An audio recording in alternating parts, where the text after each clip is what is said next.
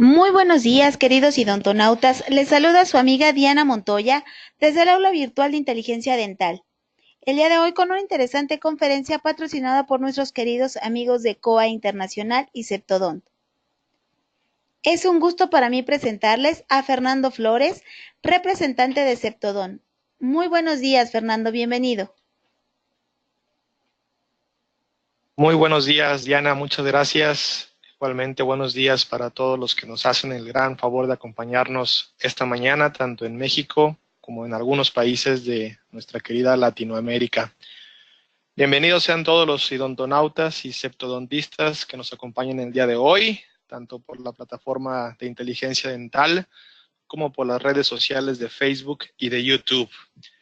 El webinar que les presentaremos en unos momentos más es patrocinado por nuestros queridos amigos de COA Internacional y de Septodont. Es para mí un verdadero gusto presentarles al doctor Mario García Briceño, quien en unos minutos más nos estará impartiendo el tema Formación ósea con fosfato tricálcico beta, RTR, estabilidad a largo plazo. El currículum vitae del doctor García Briceño es amplio, sin embargo, voy a permitirme leer los puntos más relevantes, entre los que destacan los siguientes. Es egresado de la Universidad Autónoma de Guadalajara como cirujano dentista en el año 76. Cuenta con una especialidad en periodoncia por la Universidad Nacional Autónoma de México en 1985 al 87. Fue coordinador del programa de especialidad en periodontología en la Universidad Autónoma de Guadalajara desde 1993 hasta el 2015, 22 años. Es profesor también de las cátedras de patogenia de la enfermedad periodontal 1 y 2, etiología de la enfermedad periodontal, oclusión, periodoncia 4, seminario de presentación de casos clínicos 1 y 2, y seminario interdisciplinario en la especialidad de periodoncia de la Universidad Autónoma de Guadalajara desde 1993 a la fecha. Igualmente, es instructor en la clínica de especialidad de periodoncia desde 1993 a la fecha, 24 años. Es profesor del curso de periodoncia en las especialidades de endodoncia, rehabilitación oral y ortodoncia en el periodo 1993 a 2015. Igualmente es miembro fundador de la Asociación Mexicana de Periodontología y fue presidente en el bienio 1996-1998. Igualmente, miembro fundador y secretario en la primera mesa directiva del Consejo Mexicano de Periodoncia en 1996. Es certificado número 5 del Consejo Mexicano de Periodoncia desde 1996 a la fecha. También es miembro fundador y coordinador académico de Periodontología Guadalajara, AC, Colegio de Periodoncia, desde 2005 a la fecha. Obtuvo el premio Jalisco Odontología en el año 2002. Es líder de opinión en Septodont México. Igualmente es conferencista nacional e internacional y ha sido autor de 3 publicaciones de la compañía Septodont Francia. Igualmente es miembro de la Academy of Osseointegration desde el año 2015. Miembro también de la American Academy of Periodontology desde 1989 a 2010. Es autor de 10 publicaciones, tanto en revistas nacionales y extranjeras. Ha tenido también 3 presentaciones internacionales, webinars, por parte de las compañías COA, Septodont y CMD. Actualmente es director y tiene su práctica privada en periodontología profesionales desde 1987 a la fecha. Sin más, cedo los micrófonos al doctor Mario García Briceño para dar inicio a la conferencia de esta mañana. Doctor Mario, dejo a nuestra querida audiencia contigo. Bienvenido. Fernando, muchísimas gracias de nuevo por la invitación. Estamos aquí y sin preámbulos, entonces iniciamos. Con el título Formación ósea con fosfato tricálcico beta, estabilidad a largo plazo.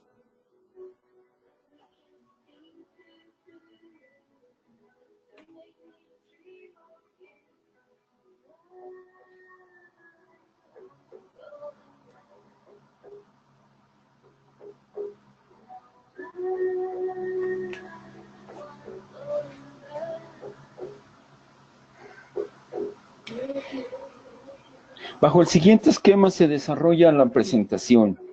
Introducción, el objetivo de la presentación, revisión del término osteoconducción, presentación de casos clínicos y algunas conclusiones.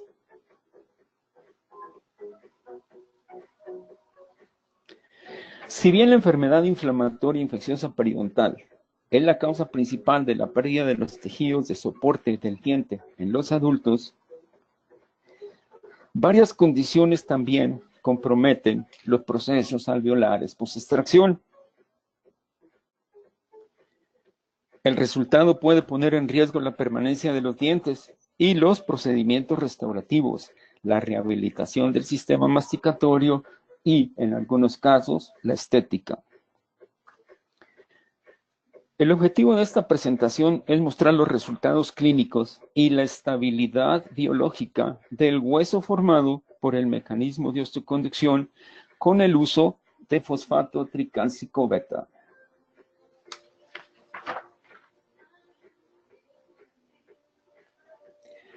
Los materiales de injerto son descritos por su modo de acción y clasificados por su origen.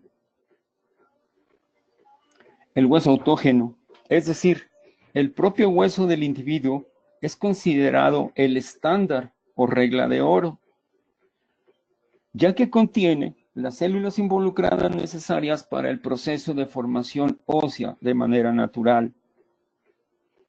Pero también posee características como ser osteoinductivo y osteoconductivo. El proceso de osteoinducción se refiere a la acción de varias moléculas con actividad relacionada a la diferenciación celular y síntesis proteica, particularmente un grupo denominado proteínas óseas morfogenéticas.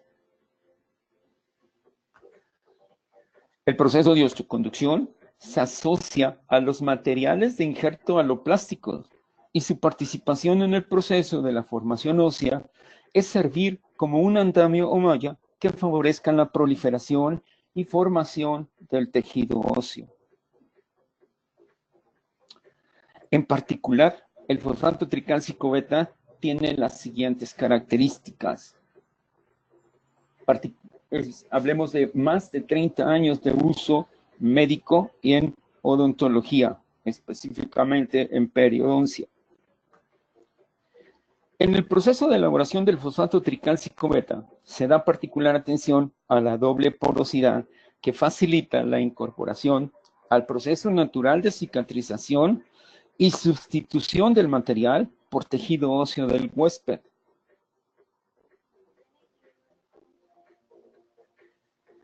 La estructura es similar al componente mineral óseo, ya sea que su presentación sea en bloque o particulado, semeja al hueso esponjoso trabecular, es decir, los poros están interconectados al azar. En resumen, el mecanismo de acción se basa en la osteoconducción, facilitada por la interconexión de los poros, la reabsorción y sustitución del material por hueso del receptor, absorción de proteínas en la superficie del material, migración celular y neovascularización en las estructuras porosas, disolución de las partículas menores a 1 micrón, lo que da o provee iones de calcio y fosfato en el proceso natural. Las partículas de mayor tamaño son reabsorbidas en forma fagocítica, sobre las cuales se deposita hueso sobre el material. La porosidad y el tamaño de las partículas determina la velocidad del proceso de reabsorción, siendo el material sustituido, reemplazado por hueso propio del huésped en un promedio de 9 a 12 años. Estas son las presentaciones. Puede venir en cono, que está precisamente formado por una capa externa, una pequeña o minúscula membrana de colágena de origen bovino. Es el único material que no es fosfato tricálcico. Puede venir en jeringa para su disposición o en frascos con una cantidad X de gránulos. Bien, pasemos a la descripción de los casos clínicos.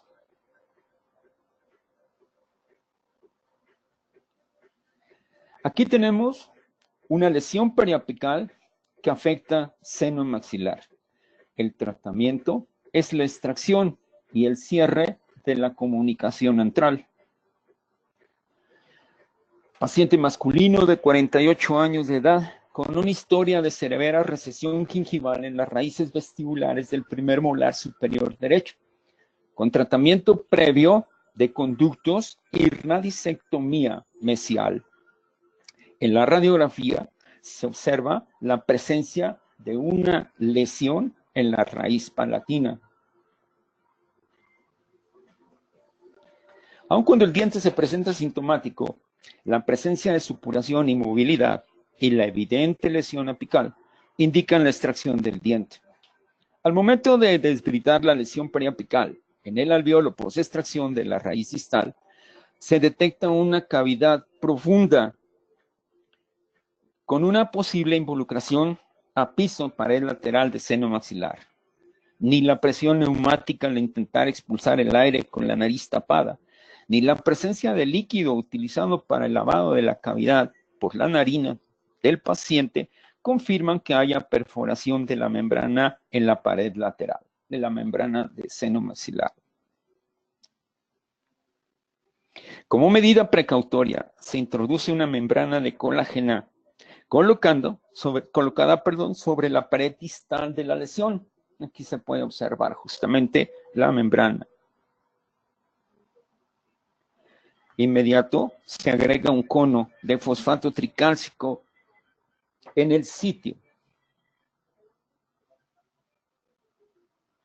Una vez empacado, un segundo cono de RT-R es distribuido en la porción restante del alveolo, procediendo al manejo del colgajo para lograr el cierre primario de la herida y la cobertura del material de injerto. En la radiografía post-extracción podemos valorar la extensión de la lesión y su cercanía con piso y paredes de seno maxilar. En esta imagen radiográfica se muestra el llenado parcial de la lesión en la porción coronal. En la porción apical de la misma lesión, la inclusión de la membrana de colágeno impidió el llenado con el material de injerto, pero también su probable desplazamiento dentro de la cavidad de seno maxilar. La radiografía muestra esa sombra radiográfica debido a que se había colocado ya el material que tapa la herida.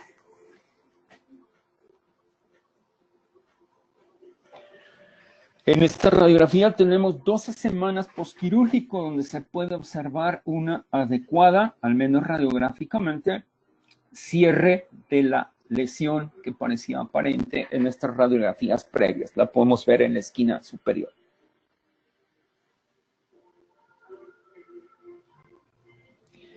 En nuestro siguiente caso, tenemos un paciente con pérdida de inserción avanzada generalizada. Y el tratamiento indicado es el control primario de la infección periodontal y el procedimiento de regeneración tisular guiada utilizando un material de injerto aloplástico como es el RTR de la casa Septodonto. Aquí tenemos la descripción del paciente. Es un paciente de sexo masculino, 56 años de edad, con enfermedad periodontal crónica avanzada y complicada. Por supuesto, voy a tener que ponerme a estudiar la nueva clasificación que se acepta ya a partir de hace un par de meses para evaluar los casos de periodontitis. En este caso en particular, insisto, una enfermedad periodontal crónica de largo plazo, con un paciente en tratamiento 8 años antes de estas imágenes, pero sin un mantenimiento regular.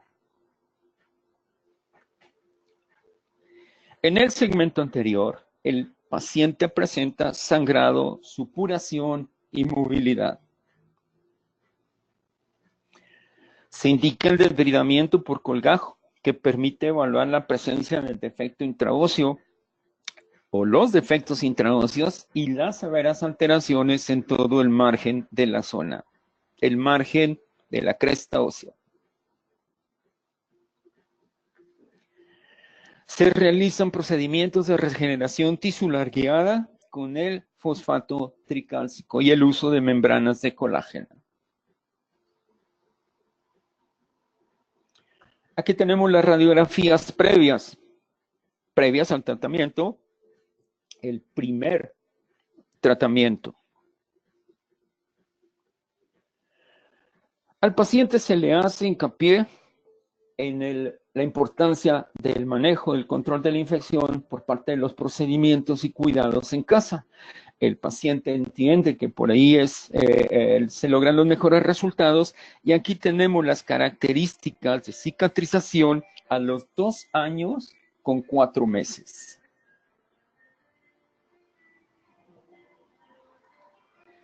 Hay una notoria ausencia de signos de inflamación, particularmente en el 21, que estaba severamente afectado. Está funcional, no tiene férula, es el propio diente, y el objetivo inicial, que era el control de la infección, se logró por el cambio de actitud por parte del paciente y la terapia de soporte que es vital en un paciente periodontal.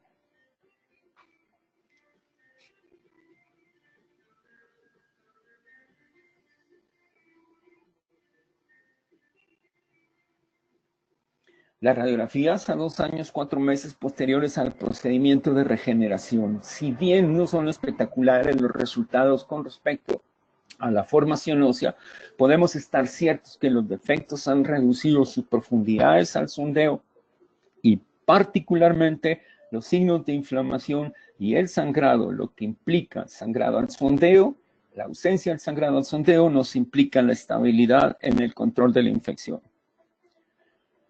Las imágenes previas, radiográficas y las imágenes actuales.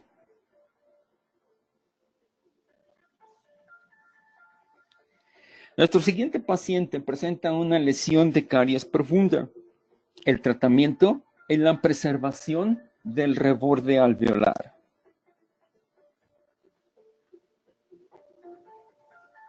Paciente de sexo femenino, 50 años de edad, con lesión cariosa irreparable en el 36. La extracción está indicada y se planea la colocación de fosfato tricálcico, el injerto aloplástico RTR de la casa Septodont.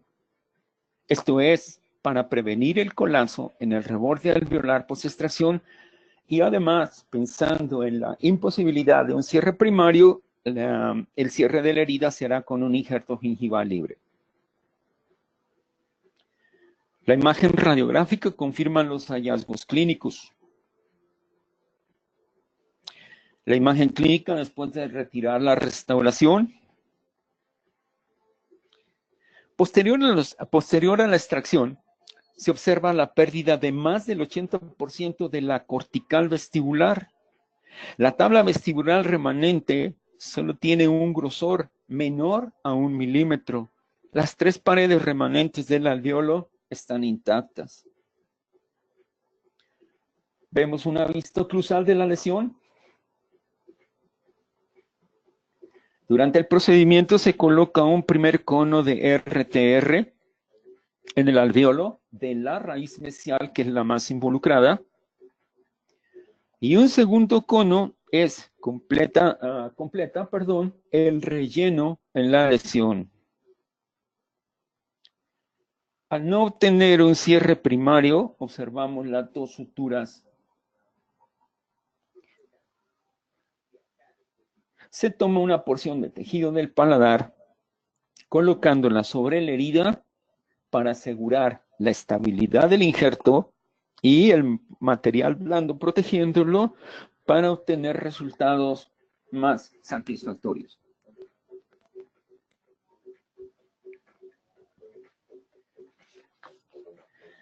La imagen radiográfica muestra el llenado del sitio post-extracción con el fosfato tricálcico. Aquí vemos la cicatrización a 75 días, 2 meses y medio posterior a la cirugía. Y en esta imagen observamos la cicatrización a poco más de 13 meses del procedimiento inicial. Este caso fue realizado por una de mis residentes, la doctora Carolina Céspedes Víquez, en la clínica de periodoncia de la Universidad Autónoma de Guadalajara. En nuestro siguiente caso, vamos a ver una lesión periapical con un tratamiento indicado de extracción, preservación del reborde alveolar y restitución en su momento con un implante y una corona.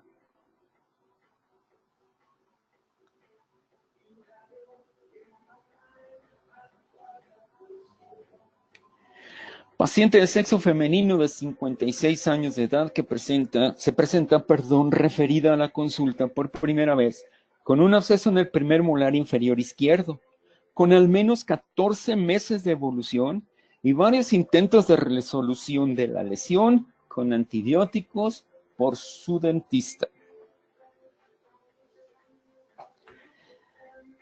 Con más de 11 milímetros de profundidad al sondeo, la imagen radiográfica muestra la severidad de la lesión que se profundiza al menos otros 10 milímetros a partir del ápice de la raíz mesial indicados con la flecha.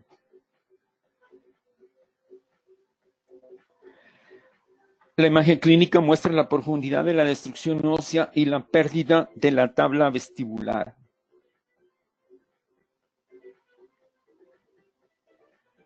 La lesión es cubierta, rellena con el material de injerto, del injerto aloplástico de fosfato tricálcico. Y observamos una cicatrización a las 4 semanas.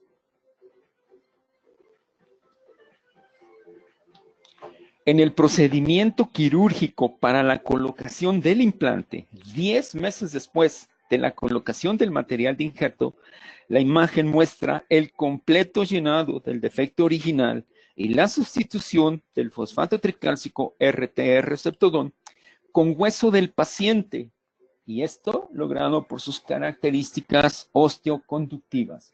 Podemos observar la cantidad de hueso que se formó en la lesión y lo corroboramos radiográficamente.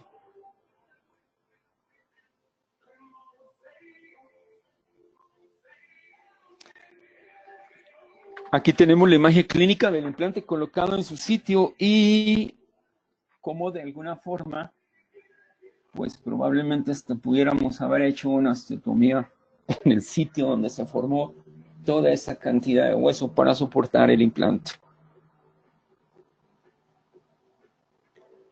Aquí tenemos la vista oclusal del implante. Y la radiografía con el implante colocado en septiembre del 2015.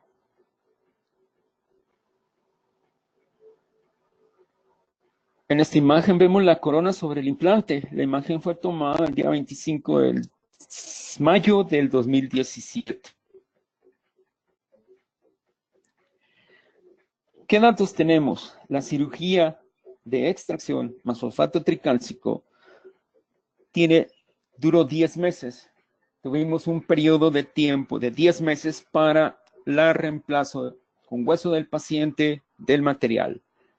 Se coloca el implante, se deja descansar 4 meses para la integración, lo cual nos da 14 meses posteriores a la cirugía. Aquí tenemos estas dos imágenes tomadas apenas el día de ayer por la tarde, con la corona totalmente funcional, una imagen clínica en ausencia total de signos de inflamación.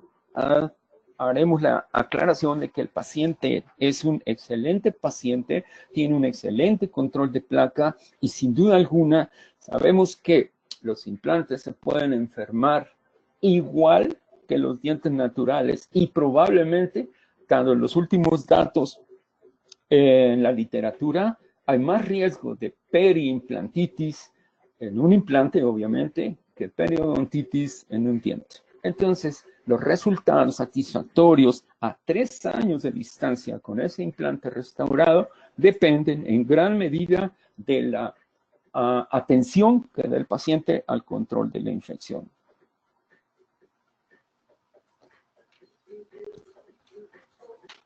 Bien, en el siguiente caso, tenemos un paciente con pérdida de inserción avanzada y caries radicular localizada. El tratamiento indicado será, por supuesto, el control de la infección, el manejo de un injerto anaplástico, fosfato tricálcico, la extracción y la colocación de un implante inmediato con regeneración ósea guiada. Paciente de 56 años de edad que presenta caries radicular con la extracción indicada y el implante. Veamos primeramente la lesión de pérdida de inserción con involucración de furca y un defecto intraóseo circunferencial en el diente número 17. En ese mismo cuadrante observamos la lesión cariosa irreparable en el primer premolar. Y en la radiografía vemos la confirmación radiográfica, es decir, tanto la lesión periodontal como la caries cervical.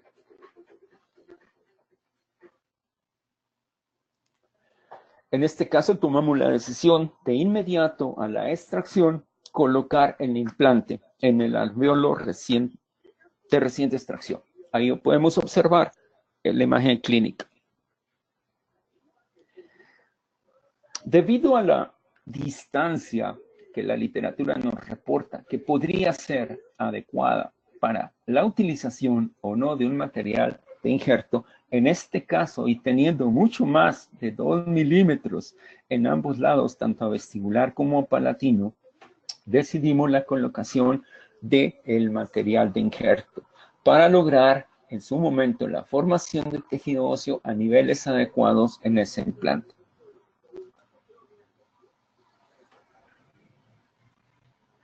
Aquí observamos precisamente cómo está el material de injerto cubriendo los defectos alrededor del implante en el alveolo.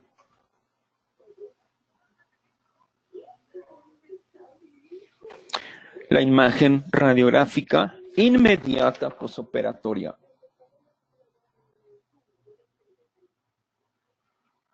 Y aquí tenemos la imagen radiográfica mostrando el implante y su corona a 2 años, 2 meses de funcionalidad. La imagen clínica. Por supuesto, podría haberse mejorado bastante la forma de esa corona. Se aceptan observaciones. El mismo paciente, en el cuadrante 4, presenta una lesión endoperio por fractura de la raíz. El tratamiento se indica, por supuesto, de nuevo, control de la infección, extracción, la colocación, preservación del reborde alveolar con la colocación del material aloplástico, un implante y su corona. Queda perfectamente claro la extensión, tamaño y origen de la lesión.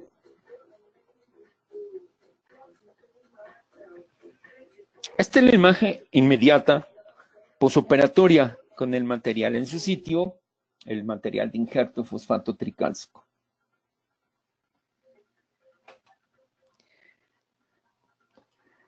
A 10 meses del procedimiento, observamos justo en el momento de la colocación del implante cómo el material ha sido sustituido por hueso propio del paciente, pero también la literatura reporta la presencia de partículas que quedan aún embebidas en ese hueso nuevo. Lo importante es la estabilidad que se logra para poder colocar ese implante.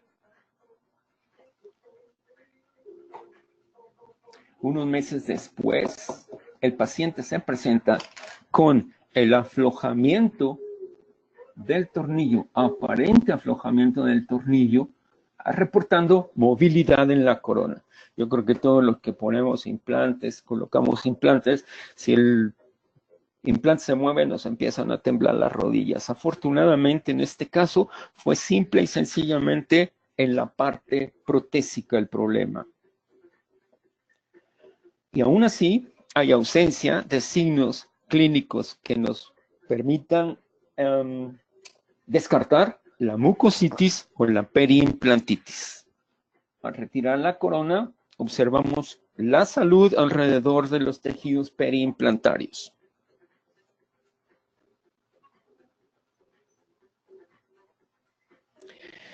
El problema que tuvimos aquí fue la fractura de la conexión interna del implante. En la radiografía observábamos la zona de separación. Entonces, lo indicado, afortunadamente, el implante está en perfectas condiciones. Se va a sustituir con un pilar protésico y una nueva corona. Conclusiones. El uso de materiales de injerto y/o sustitutos está ampliamente documentado.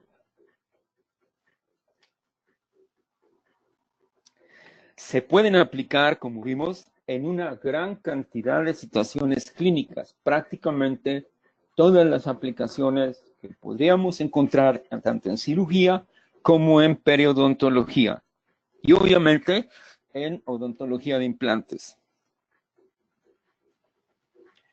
El fosfato tricálcico beta como sustituto óseo es una elección con probados resultados.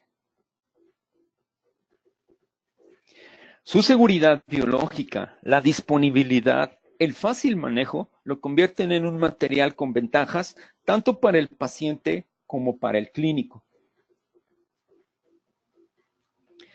Con un diagnóstico adecuado y un material de injerto probado, los resultados serán satisfactorios a largo plazo. Al final, lo que podríamos esperar de nuestra consulta es darle al paciente, predecir en el paciente los resultados, dar expectativas a largo plazo y solamente basados en la información científica podemos de alguna forma atrevernos con el paciente a darle este pronóstico de los tratamientos que estamos haciendo.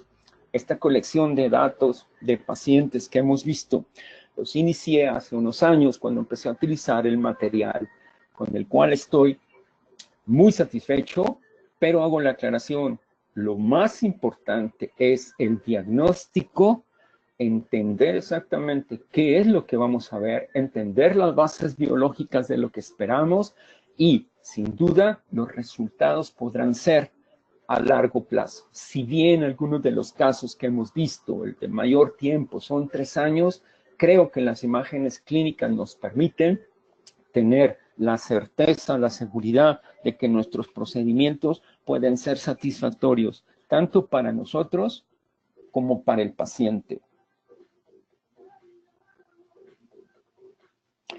No esperemos los desastres y no esperemos desastres en nuestra práctica clínica.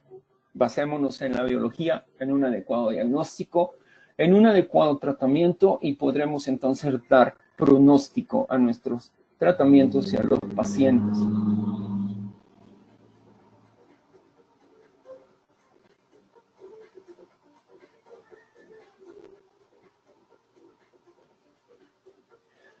Me permito recordarles a todos, con la anuencia de las personas indicadas, que la próxima semana tenemos aquí en Guadalajara un evento de alta relevancia. Es el Greater ARIC Dental 2018, que viene siendo la primera vez que se presenta el Greater New York Dental Meeting fuera de los Estados Unidos. Tenemos 25 conferencistas viniendo ellos de la Universidad de Nueva York, de la Universidad de Columbia y del staff del Greater. Esperamos una participación muy nutrida, se cubren todas las áreas de la odontología, Las inscripciones son gratuitas, no cuesta un peso. Tenemos 4 salones, tenemos traducción simultánea, tenemos casi 80 expositores en el área comercial y les repito, les hago una atenta invitación. Los que están aquí en Guadalajara, bienvenidos. Los que no, aún es tiempo de agarrar un avión y venirse. Muchísimas gracias a todos por su atención.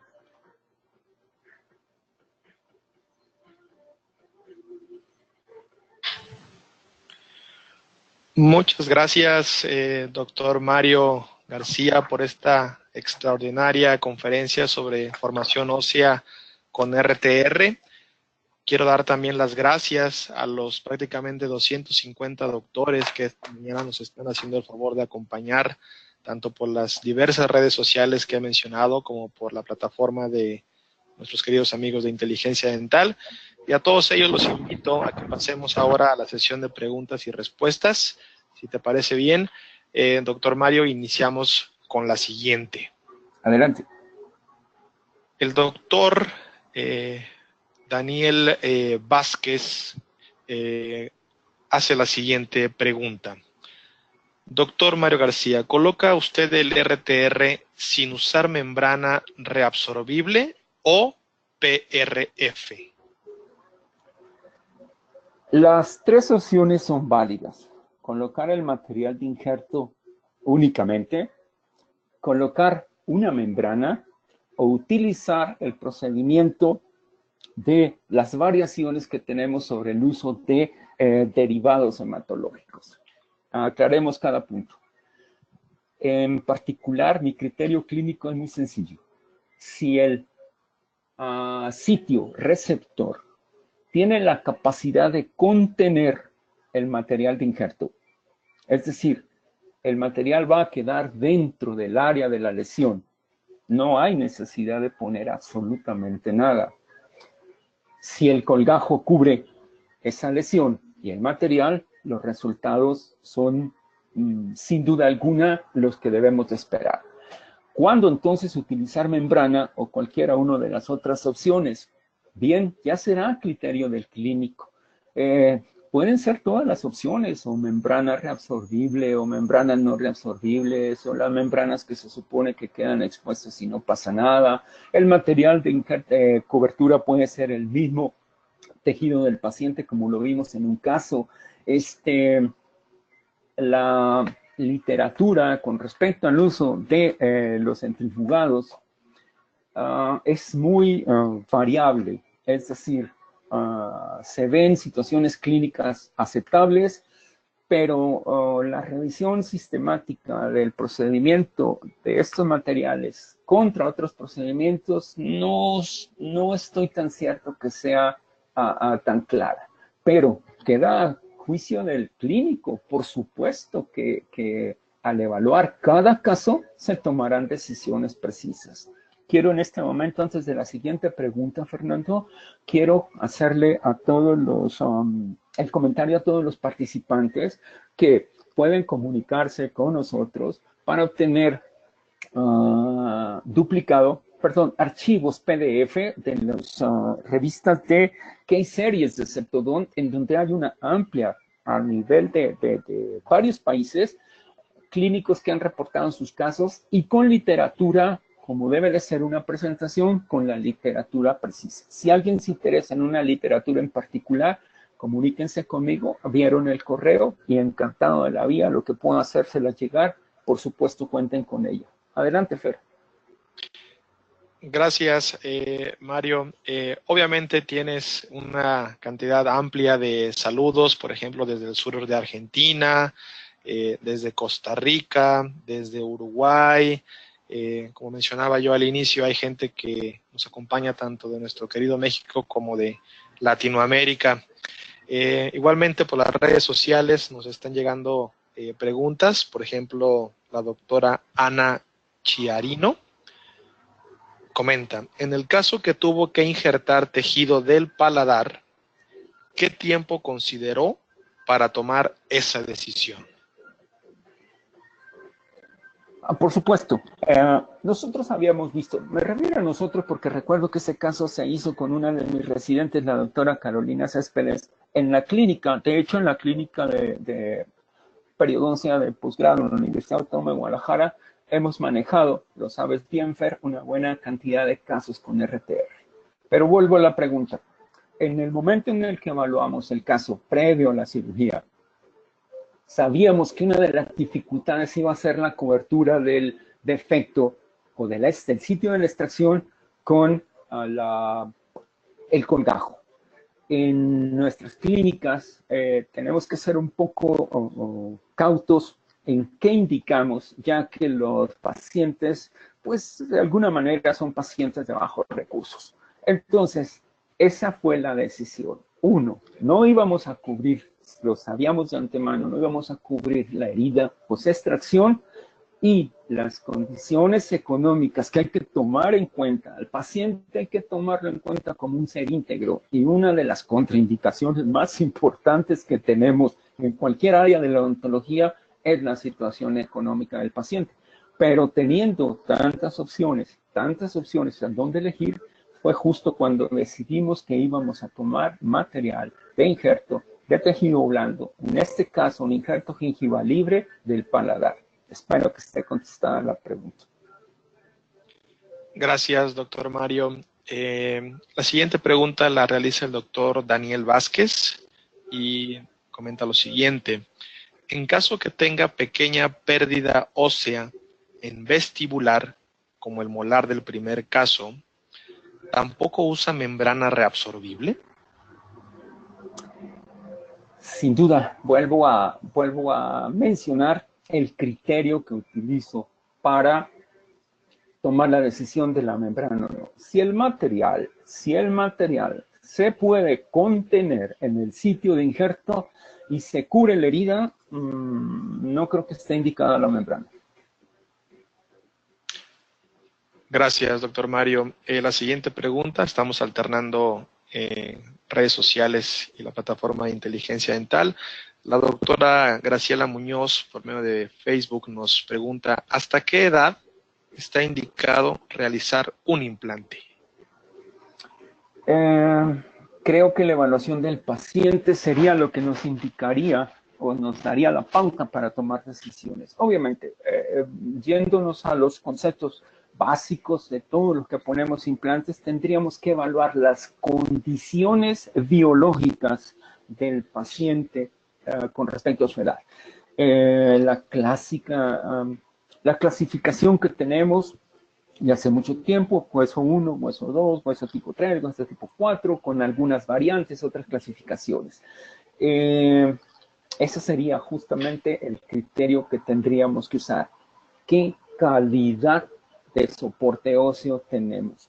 Por supuesto que conforme avanza la edad en el paciente, pues se nos complicar un poco más. Ahora tenemos sistemas que nos dicen, sistemas de implantes que nos dicen que aún en huesos muy delicados, por poner y mencionar la clasificación tradicional tipo 4, es factible poner implantes.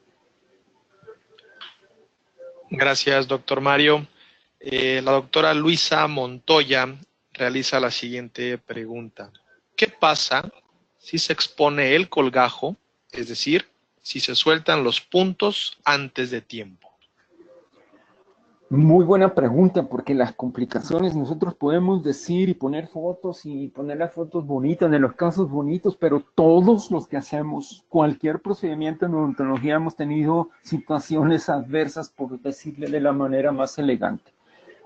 En el caso del material de injerto, de un procedimiento en donde utilicemos el material de injerto y el que sea, cualquiera de los tipos que tenemos para utilizar, dos cosas tendríamos que considerar. Al poner el injerto en el sitio, en el defecto, donde esté indicado, debemos asegurarnos que esté perfectamente embebido en un coágulo óseo. El coágulo óseo es el mejor material de regeneración que existe en toda la evolución. No hay nada mejor que el coágulo óseo. Es la manera natural en la que la madre naturaleza, o Dios Padre, como ustedes quieran, hace el trabajo. Entonces, el material de injerto, cuando nosotros lo colocamos, pretendemos mejorar esas condiciones. Si un injerto está totalmente embebido en el coágulo óseo y nuestra cubierta, el colgajo, lo cubre, Las posibilidades de exposición son mínimas, pero existen los riesgos. Entonces, cualquier situación que nos lleve al descubrimiento de ese sitio quirúrgico, podríamos pensar que la parte más superficial del material de injerto que está expuesto se va a contaminar, se va a perder probablemente parte del coágulo, se va a alterar esa zona, se va a contaminar con saliva y con bacterias. Entonces, dependiendo de la exposición, podríamos simplemente enjuagar, volver a intentar provocar un sangrado, pero en ocasiones puede ser que pudiéramos perder todo el material. Son situaciones que, si bien pretendemos tener en control a la hora de hacer todo el diseño del plan de tratamiento, nos pueden suceder sin lugar a dudas. Gracias, doctor Mario. Doctor Daniel Vázquez hace un comentario. Impecable disertación, felicitaciones y un cordiales saludos desde el sur argentino. Muchísimas gracias por ese comentario, doctor. Más nos obliga a mejorar. La siguiente pregunta la realiza el doctor Héctor Morelos Canseco y comenta: excelente plática. ¿Tiene algún tiempo recomendado para su uso después de abierto? Saludos desde Villahermosa, Tabasco.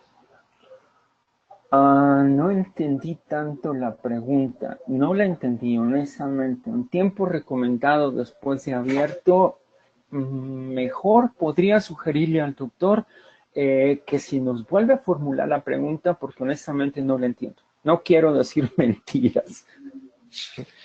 De acuerdo, doctor. Por supuesto, si nos repite la pregunta el doctor Héctor, con mucho gusto la menciono. Pasamos ahora a Facebook. La doctora Gabriele Gijón hace la siguiente pregunta. ¿Cuánto tiempo tiene que pasar para poder colocar un implante después de colocar el fosfato tricálcico que mencionó? Creo que esta pregunta tendrá mucha relación con la que nos acaba de hacer el doctor hace un rato. Es decir, vamos pensando, ¿qué tiempo es el conveniente posterior al procedimiento quirúrgico para el segundo procedimiento de colocación de un implante? Creo que por ahí van las cosas. Es fácil contestarlo. La compañía, con toda la información que tiene acerca de su material, la compañía Ceptodon y el RTR, nos dan entre 6 y 9 meses para que la sustitución del material sea completa y tengamos hueso del paciente. Una vez más, todos los datos que nos den todas las compañías son sugerencias que deben de servirnos como base para nosotros como clínicos tomar decisiones más importantes. Creo, doctora, que tendríamos que evaluar cada caso en particular para poder darnos cierta certeza.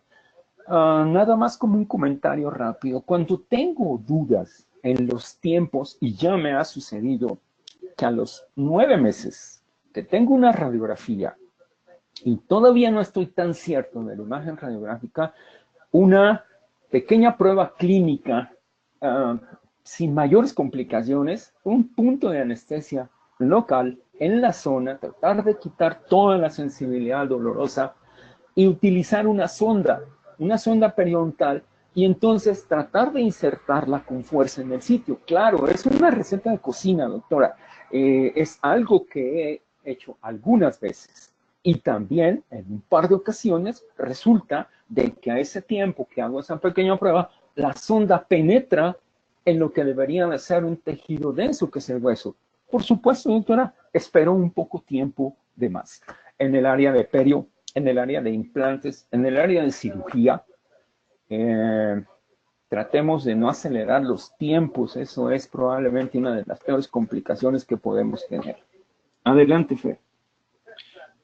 Gracias, Mario. Si te parece, vamos con las últimas preguntas, que serán 3, posiblemente 4, las que estoy viendo en este momento. Si estás de acuerdo, continuamos Adelante. de esta manera. Bien, la doctora Pilar Rabel Martínez dice: buen día. ¿Qué opinas del uso de PRP junto con el fosfato tricálcico? Gracias.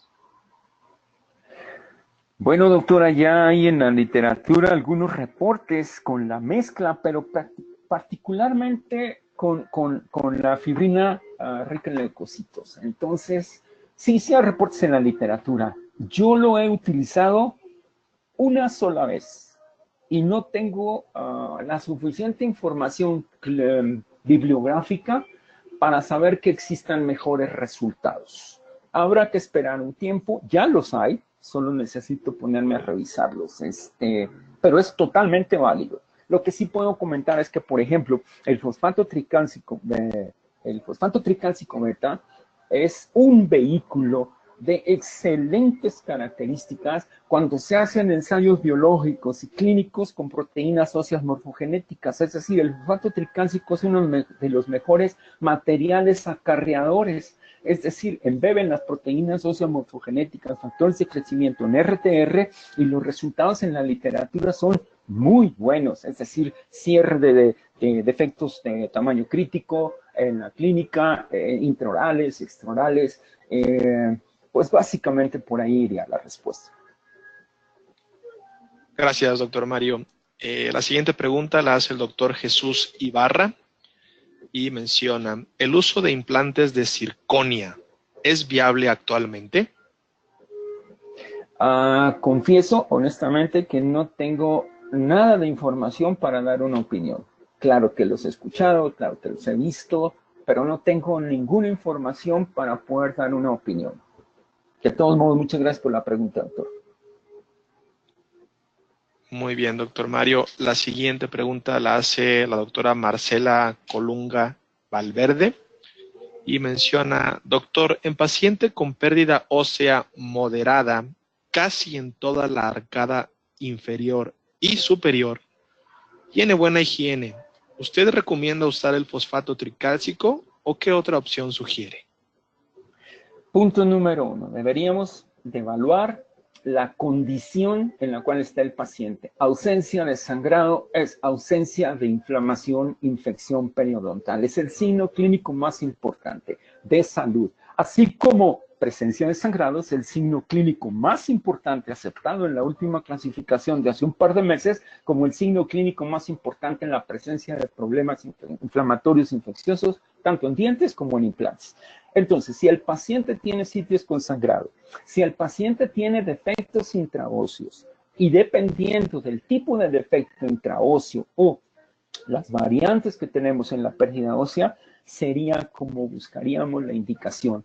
Por supuesto que en el primer reporte que hicimos, Fer, ¿te recuerdas? En Clinical Cases de Ceptodon está un paciente periodontal y el paciente que vimos de enfermedad periodontal. Por supuesto que es utilizable. Sí, claro que lo recuerdo y muchas gracias por mencionarlo, doctor. Tenemos la siguiente pregunta de la doctora Carmen Cañas García. Gracias, doctor García Briceño, por este interesante curso. En el caso de una extracción normal, ¿se coloca el material y se deja así, que se impregne con el coágulo, o se coloca algo sobre la herida? Doctora, qué buena pregunta. A ver, Fer, voy a decir lo que pienso. No en todos los casos de extracción está indicado la preservación del reborde. Lo vuelvo a repetir, no es para todos los casos. Yo me atrevería a decir que es un selecto grupo de casos de extracción en donde esté comprometida la cicatrización de un alveolo, donde se puede usar cualquier material de injerto. ¿Qué evaluaríamos? Rápidamente, ¿qué evaluaríamos? 1. El grosor de las tablas vestibulares, particularmente la tabla vestibular y la lingual. Los datos, aunque no me gustan los números, la literatura reporta que teniendo una cresta ósea de mayor de 1,5 milímetros, podríamos pensar que no va a haber una notoria resorción clínica en el proceso cicatrizal. Si nuestra tabla o la tabla vestibular o cualquier otra tabla es muy delgada, por allá de ese número que acabo de decir, de 1 a 1,5 milímetros, evaluando el caso se vería entonces la necesidad de reforzar, por decirlo de alguna manera, el proceso natural de cicatrización. En zona estética quizás sea donde más conveniente sea una precisa evaluación del caso para evitar problemas protéticos estéticos. Pero quiero ser muy enfático, no es más que para un selecto número de casos las indicaciones de la preservación del reborde alveolar. Gracias, doctor Mario.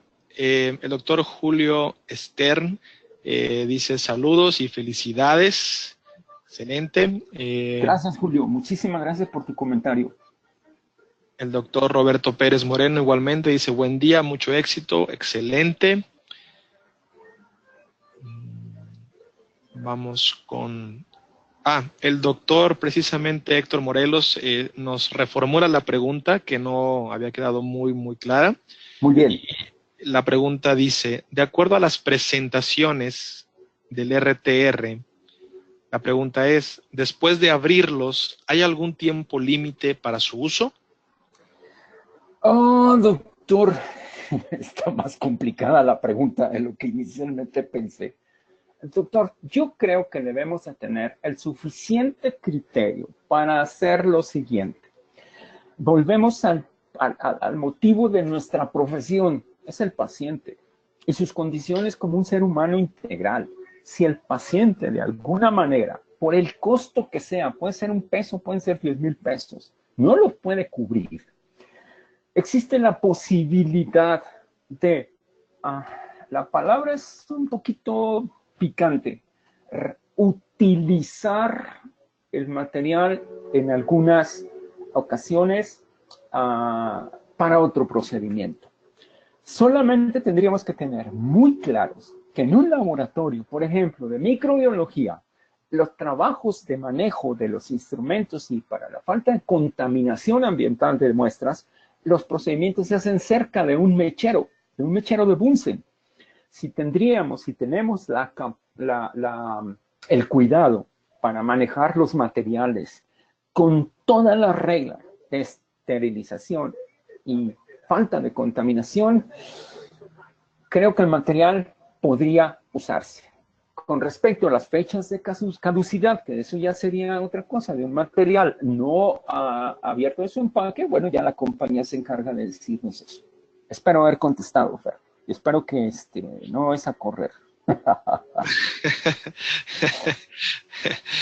Claro que no, Mario, al contrario, te agradezco por las preguntas y las respuestas, claro. Por cuestiones de tiempo vamos a finalizar con una última, ¿sí?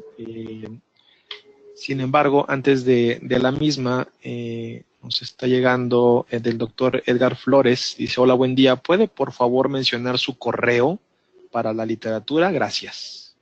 Claro que sí, va, con minúsculas, Mario García, punto, perio, el número 1, es decir, mariogarcia.perio1@gmail.com. Gracias. Y ahora sí, vamos con la pregunta final, que por cuestiones de tiempo debemos realizarlo de esta manera. El doctor Daniel Vázquez pregunta, en un momento se hablaba de mezclarlo, el RTR, con hueso humano o bovino. ¿Esa tendencia aún es viable? ¿Cuándo y por qué? Sí, por supuesto que en la literatura hay una gran cantidad de información acerca del uso de materiales combinados. Prácticamente en cualquiera de las presentaciones que tenemos se puede hacer. Pero podría yo insistir en la misma circunstancia. Las indicaciones de cada material, la correcta interpretación del caso que tenemos entre manos nos indicaría qué materiales podrían ser factibles por combinación. Desde mi particular punto de vista y basado en una buena cantidad de evidencia, particularmente del grupo de Bern en Suecia con el doctor Daniel Busser, la mejor combinación es el hueso autógeno del mismo paciente y mezclado con cualquier otra opción. No estoy tan cierto que en la literatura existan reportes de la mezcla de hueso autógeno con RTR. Yo lo he hecho, estoy preparando un documento, pero esa es mi opinión. Sí, sí es factible. Excelente, doctor Mario. Obviamente siguen llegando preguntas. La gente está muy, muy interesada en el tema. Has despertado un interés amplio, me queda bastante claro. Y me están rogando por aquí que haga la siguiente pregunta. Si estás de acuerdo, Adelante. Antes podemos de hacer. que se me vaya el paciente que está en la sala de espera. La doctora Adriana Uscanga dice, buen día. Doctora, ¿cómo está? Muy buenos días. ¿Hay alguna contraindicación en la colocación de RTR de acuerdo a la amplitud del defecto? ¿Tendré la misma capacidad de regeneración, por ejemplo, en anteriores como posteriores, ya que la carga de masticación es diferente? Es una pregunta complicada. No complicada, tendría que ser una respuesta extensa, pero voy a ser breve precisamente por tiempos. Yo creo que el defecto, las condiciones del defecto, ya sea periodontal o ya sea quirúrgico, por razón de que sea, no sería la principal contraindicación del uso de tal o cual material. Quiero ser muy enfático, dependemos del análisis del paciente, el análisis del caso, para tomar la información precisa y tomar decisiones tan importantes como usar un solo material, usar otro material, usar injertos combinados, usar membrana, no usar membrana, usar los derivados plaquetarios. Es decir, yo creo que nuestra profesión, particularmente cuando hablamos de las áreas quirúrgicas, debe de estar basado en una información muy clara, científica, que nos haga hacer que nuestros procedimientos, permita que nuestros procedimientos tengan el mejor pronóstico. Pero espero haber contestado, creo que con esto terminamos. Así es, así es. El resto de las preguntas que por cuestiones de tiempo no alcanzamos a mencionar esta mañana, se las haremos llegar al doctor Mario García Briceño para que tenga a bien responderlas posteriormente. Igualmente, él ha compartido ya su correo y estoy seguro que podrá responderles con mucho gusto. Antes de finalizar y cederle los micrófonos al doctor Mario García para unas últimas palabras al auditorio virtual, solamente quiero agradecerles nuevamente a todos, absolutamente todos los que han hecho posible la realización de este webinar, especialmente a nuestra audiencia. Asimismo, Inteligencia Dental, ACOA y Aceptodon. Por lo pronto, se despide su amigo Fernando Flores. Adelante, doctor Mario. Pues nada más me resta agradecer a todas las personas involucradas, para que no sea yo un mal educado, a todas las personas involucradas en tomarme en cuenta para este tipo de compartir información. Me siento honrado, agradecido, principalmente con todos los que me dieron un poquito de su tiempo. Estoy completamente a sus órdenes. Tienen el correo, pueden comunicarse conmigo. Encantado de la vida, si es factible, puedo comentar, platicar y compartir lo que sea necesario. Fer, muchísimas gracias. Buenos días a todos y hasta la próxima, ¿no? Así es, mi estimado Mario. Muchísimas gracias. Y odontonautas, septodontistas que siguen con nosotros, que desde inicio a fin aquí están. Los invito a que se conecten nuevamente el próximo martes 25 de septiembre a la misma hora, 10 de la mañana, en la que tendremos una nueva exposición con el doctor Humberto Gallegos desde Villahermosa, Tabasco, en la cual nos hablará sobre regeneración ósea precisamente también. Así que con mucho gusto aquí los esperamos. Sin más, dejo los micrófonos y les reitero mi agradecimiento por estar con nosotros. Gracias. Muchísimas gracias, Fernando Flores. Gracias, doctor Mario García Briceño, por esta interesante información que nos compartieron el día de hoy. Les enviamos un fuerte abrazo hasta Guadalajara. Gracias a ustedes, queridos idontonautas, y les recordamos que con su conexión en la plataforma GoToWebinar se acredita directamente su CADI y lo verán reflejado en máximo 48 horas. A quienes nos hacen favor de acompañarnos vía Facebook o YouTube, les pedimos por favor ingresar a www.inteligenciadental.com/clases CADI.